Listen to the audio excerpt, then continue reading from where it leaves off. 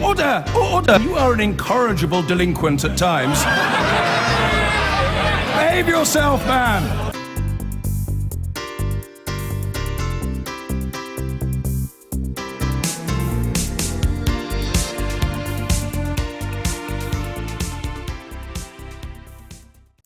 He's been accused of putting national security at risk by his own side.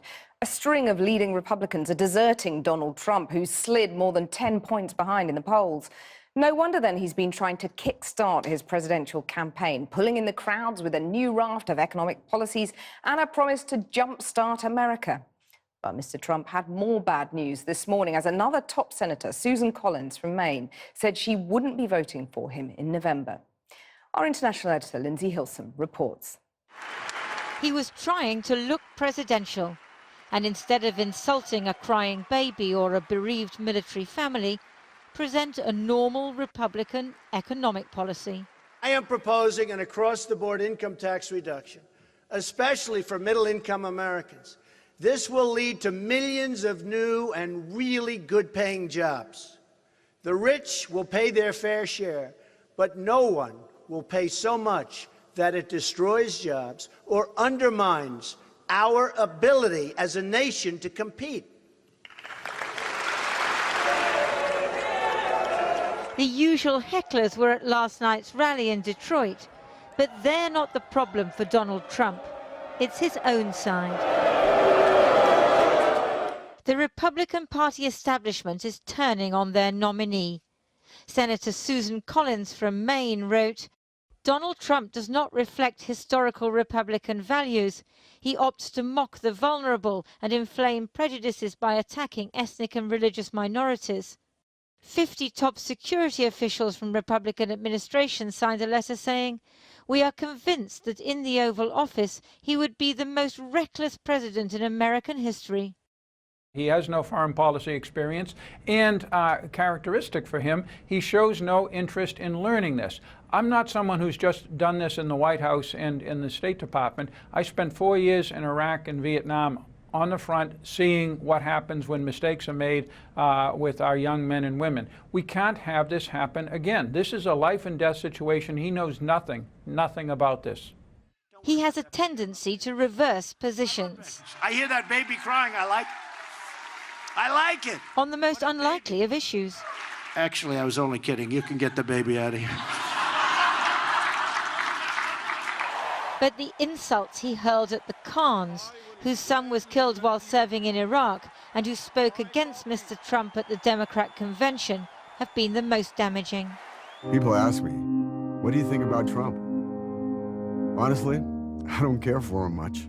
Republican Congressman Mike Coffman of Colorado seems to think Trump is an electoral liability. So if Donald Trump is the president, I'll stand up to him. Joining us now, the latest entrant into the presidential race, Evan McMullin. He's a former CIA operative. On today's morning shows, an alternative, previously undercover Republican candidate presented himself. Both of our major party candidates are unfit for the responsibilities they seek. But he's too late to register in most states.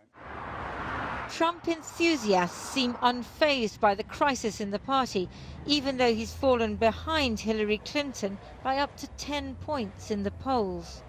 I don't care about the rest of the party because right is right and wrong is wrong. I think he can win. He just needs to keep his marks down. He says some stupid stuff right off. You don't think about what he says. He just spits it out. I think Pence is a good choice to be his running mate because he will help to keep him under control, if that's a good word to say.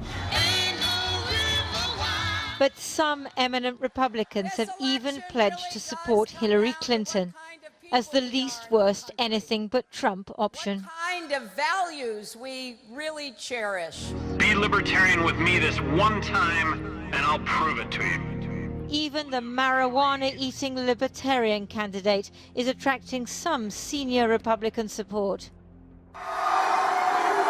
The question now is whether Donald Trump can recover in the 3 months left in the campaign. Well, I'm joined now from New Hampshire by Gordon Humphrey, a former Republican senator who says he might be driven to vote for Hillary Clinton in November. Mr. Humphrey, first, when it comes to having his finger on the nuclear button, how far short do you think that Donald Trump falls? Good evening. Kathy, in my opinion, Donald Trump is mentally unbalanced. He is not a man of sound mind, and as a primary issue, or what should be the primary issue, he is utterly unqualified by virtue of mental unsoundness to be president, and to make him commander-in-chief of our armed forces would be an act of recklessness that would endanger our survival and that of much of the world. So I'm greatly alarmed that there is no way I could possibly vote for this man. And I probably will abstain, but if the election is close, I'll add my one vote to Hillary Clinton's column. But he is drawing the crowds, and he is tapping into a discontent that hasn't gone away, has it? It's true, his antics have attracted a following, but that's beside the point. The man is mentally unsound. He's unfit to be president, and I'm doing all that I can, spending my time trying to persuade the Republican National Committee to rescind the nomination and to replace Donald Trump with someone of sound mind and someone who is truly qualified in terms of experience and knowledge. Trump is an ignoramus on top of all else. So I haven't given up yet that the Republican Party might take away this nomination and provide the American people in the national interest with a candidate who is truly qualified and who is a safe choice. Let me come back to the technicalities of that in a second, but you keep on saying that he's mentally unsound. That's quite a statement to make. I mean, what specifically are you basing that on? My goodness, we've had a year and a half of repeated examples of weird, bizarre conduct and statements on the part of Donald Trump, the most recent being his beating up on the bereaved mother of an American serviceman who died in combat. All of this without an apology. The examples are multitude. There are a multitude of examples. And I'm not the only one, as you know. One of the most widely followed columnists here in the U.S., Peggy Noonan, in her most recent column published 2 days ago, her piece was entitled, "When They Decided Donald Trump Was Crazy." That's the word in the headline. And they, meaning the voters. Many of us now in public life, private life, have come to the conclusion that Donald Trump is a man who's mentally unbalanced, mentally troubled. Okay. He should not be elected president. But I suppose the fact remains that thousands of people have voted for him. How can you take that away from him? How can you rescind this nomination? Is it technically possible? Is it democratically desirable? Sometimes you have to do what needs to be done. The Constitution of the United States, for example, gives the president's cabinet, that is to say, a majority of the cabinet, the power to take the president's powers from the president's authority from the president and transfer them to the vice president. If a majority of the president's cabinet concludes the president is mentally or physically disabled to the point where he or she cannot discharge the duties of the office, those powers can be taken away. That is undemocratic, isn't it? It overrides the most recent election, does it not? There's an important principle embedded in the Constitution, carefully considered and ratified by the states. If that can be done in terms of a sitting president, it can certainly be done by a private organization, which is the Republican Party, in terms of its nominee. Okay. If the party finds the nominee is a nutcase, it can take away the nomination. It's that simple. Okay, Gordon Humphrey, thank you very much for joining us. Now, it's been interesting watching Donald Trump in the last week or two. Some have said he's imploding, some have said he's showing signs of proper mental instability. I have to say, to me, the strangest moment of the last week or two was his interaction with the mother of a crying baby. It wasn't him talking of disbanding NATO or pontificating on how aerosols don't damage the ozone layer. It was just a somewhat odd way to behave to a mother. Tonight, in a differently odd way, he spoke of stopping Hillary Clinton by using the Second Amendment. That's the one about bearing arms. But are the wheels really falling off Donald Trump's campaign, or is that just wishful thinking by his many, many opponents? David Grossman looks at the challenge facing him. We live, it seems, in an era of political flying pigs. Events that we were assured by experts were impossible, but then happened anyway. In the UK, we've seen Labour wiped out in Scotland, Jeremy Corbyn elected leader, a Conservative majority government, and a vote for Brexit. All supposedly unthinkable. Could the next impossible reality be a Donald Trump presidency? This has been a presidential cycle that's been full of surprises, as we saw with the Brexit vote in June in the UK.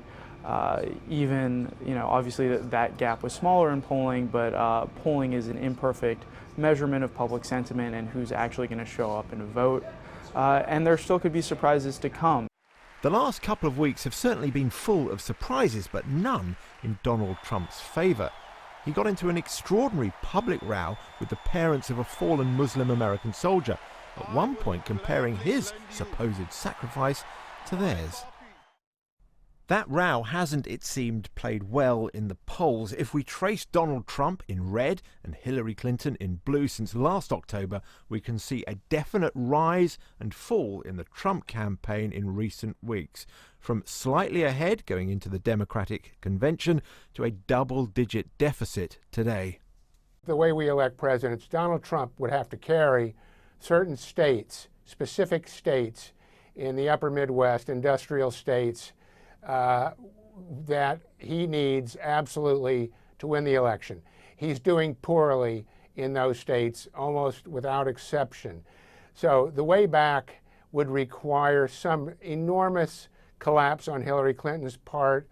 She's been so scrutinized over the years, I can't imagine that there's going to be a new scandal, quote unquote, that's going to undo her. In the absence of that scandal, an increasingly confident Clinton campaign is now pushing resources into usually strong Republican states like Arizona and Florida, which current polling now suggests are winnable for the Democrats.